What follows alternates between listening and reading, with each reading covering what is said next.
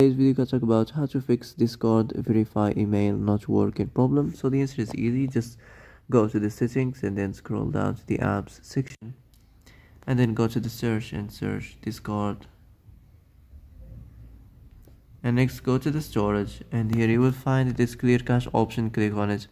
Now you can go check it if it worked, and if it didn't you can try to restart your phone or turn the Wi-Fi off and on, or the Bluetooth or the airplane mode.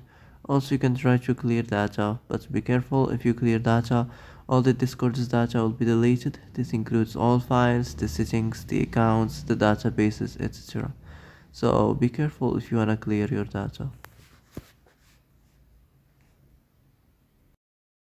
So that's it for today's video. I hope this is the answer you've been looking for. And if you like this video, don't forget to like and subscribe, and see you in the next video.